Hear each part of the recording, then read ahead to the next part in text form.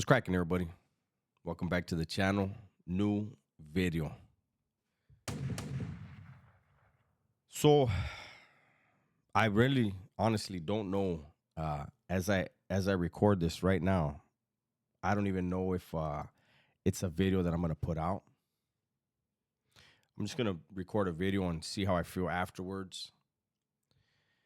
So, in the California Department of Corrections, there's probably, on average, 2 homicides a month across the system.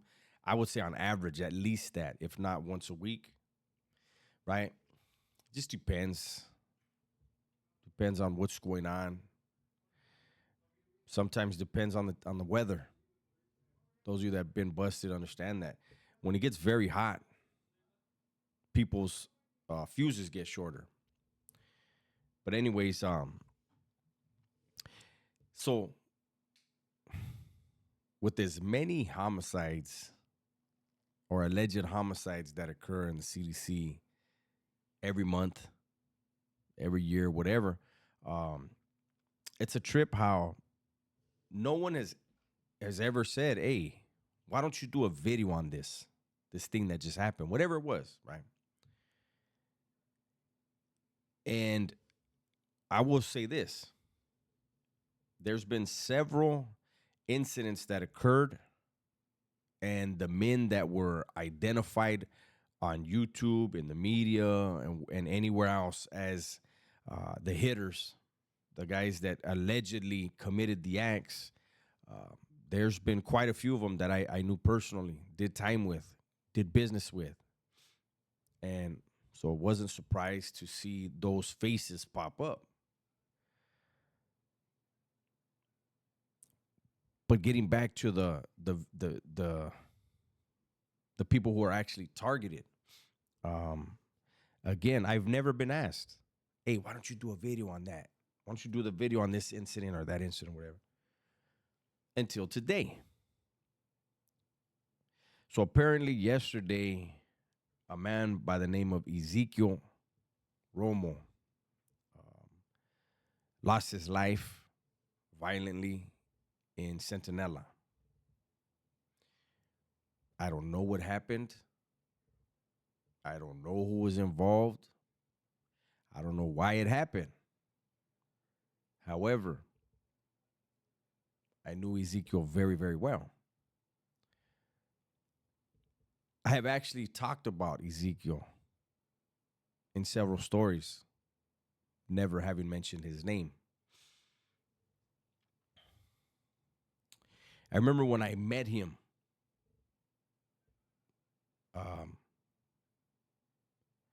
he was very eager, very gung ho, and humble. And I liked the qualities that I saw in him. And I began to form a bond with this individual. And I don't want to go into the details of everything, but Ezekiel became someone that I trusted. We trusted each other. Prison being prison, people don't always see eye to eye. And back then, I was his. I don't know how to explain it. I don't like to get into the details, but I pulled him in with me into a different world, we'll say, right? I was a nobody. I've mentioned it before. I had some responsibilities, and I put him in a position to where he had some responsibilities as well. And through the decisions that need to be made,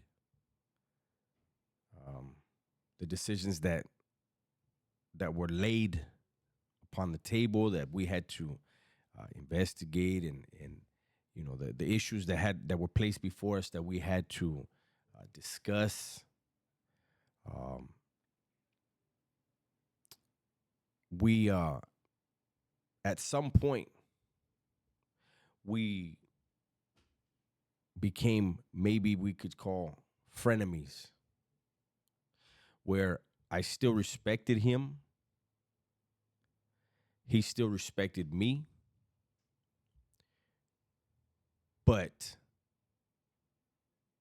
there were votes, there were actions being taken that I saw from a mile away, and wasn't sure, had to wait and let everything play out to see, is he not seeing it? It led to us no longer being as close as we once were. And it could have gotten to where, if I was like a lot of other people, I could have flexed. And that's the thing when I think about what happened to him. Whatever happened to him happened. It's prison. It's unfortunate. It's a part of prison. It's a part of that world. Maybe had I clipped his wings back then, maybe he'd be alive right now. I don't know. But I wasn't the kind to be like, oh, I don't like what he did, that he didn't ride with me on something, so fuck that guy. A lot of dudes do that in there. You ain't with me? Fuck you. And they'll pencil whip dudes, and they'll and I didn't do that. And there actually came a time we were both in the oil together. We were in AdSeg together. And he found himself in a situation where him and his cellie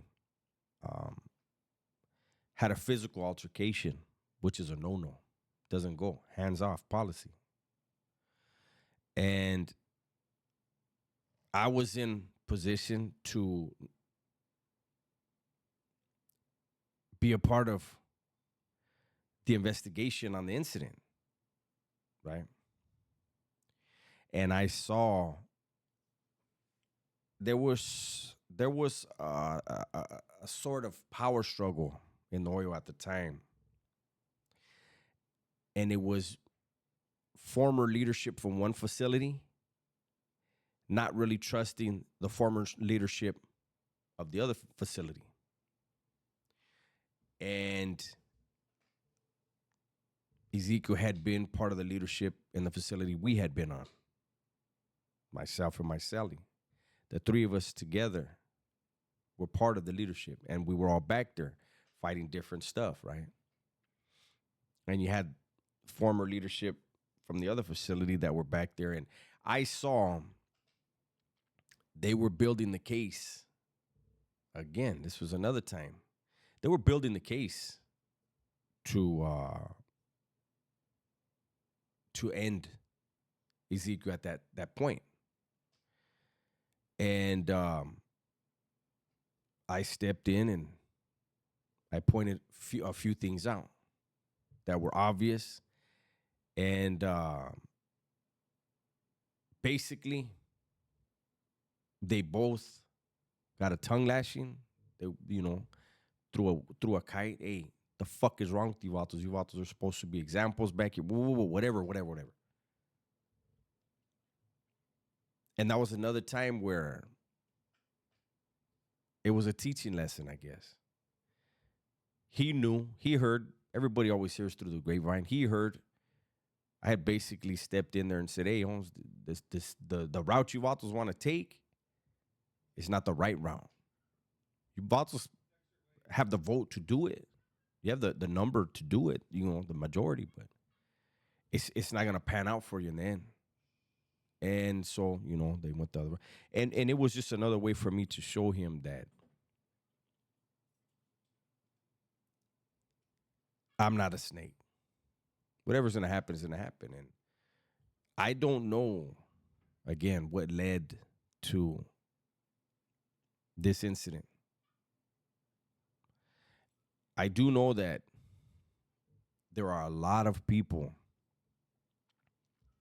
who view that man as the boogeyman,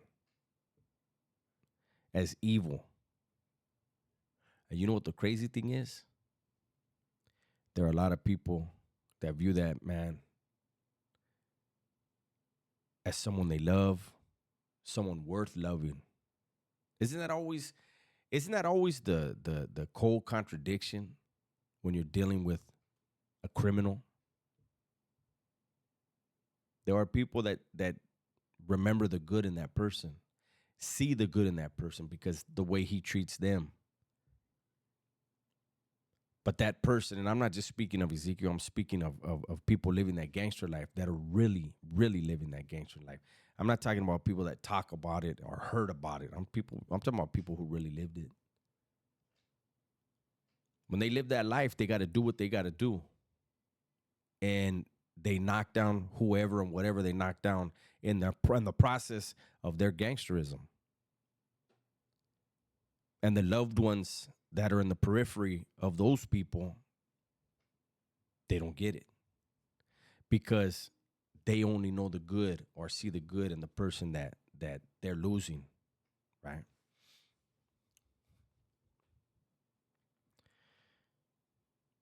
I still don't know as I talk. I don't know that I'm going to put this video out. I don't know how dangerous it would be. And I'm not trying to offend anyone. I'm just talking about I knew the man. I saw the change in him when he got a taste of some power and some influence. He changed from what I had initially met, and unfortunately that happens to some people. Did he ever go out of his way to really go against me? No, he didn't. He did some things that didn't aid in certain skirmishes I may have been involved in that I came out on top on. And it just disappointed me like, you still don't get it. So for those of you that were in the comment section that were asking me, why don't you do a video on him? This is the video. It's recorded. If you guys see it, then it sat okay with me. I literally do not know if I'm posting this video. I don't know that there's a message in it. I guess the message is a reminder that there's no success story in being a gangster. Zero. Name me a success story. If a person's idea of success is sitting in prison for life, having to go against former, I don't want to say friends, but having to go against people you once respected, having people you once respected turn around and go after you. If those are examples of success for you, then you'll find a lot of success stories in being a gangster. I know a lot of these gangsters, man. I know them personally. I did stuff with a lot of these gangsters. And I know that if they could, they would be out here. I say it all the time, but I say it from knowing these men. They won't say it. They can't. But I've heard them talk to other youngsters. I've heard people that people would blow their mind to be able to speak to in that world, people that want to be a part of that world. And I've heard those men tell vatos, hey, you lost your appeal already? Like, you don't want to fight your appeal? Like, you don't want to try to get back out there? You like being in here or what? And that's why I know the realest of real gangsters that I met in there, if they had an opportunity, they'd want to be out here. They'd want to be with their ladies, their kids, have a sancha, whatever is in their mind. They would love it, and they would take advantage of it. Unfortunately, decisions that they made as young men, they have to abide by a code of conduct. They have to live by the rules of the society that they're in. And justice is swift and brutal in that society. It's my video for today, man. Hopefully you guys enjoyed it. Everybody, please be safe, be smart, and tell the ones you love that you love them, right? I'm out of here.